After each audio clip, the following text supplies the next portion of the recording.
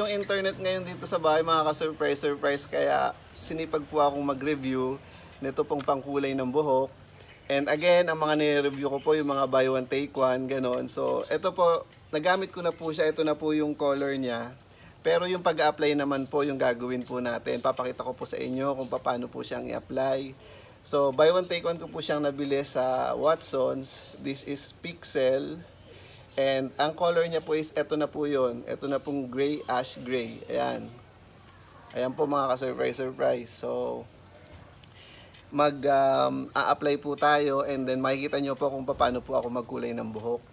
So, malapit na po ang holidays. Ayan, mag-Holy Week na po for Christian people. So, ayun, yun lang po muna, no? Panoorin nyo po yung full review ko po nito. Dito lang po sa Facebook and sa YouTube. Puputulin ko na po yung video.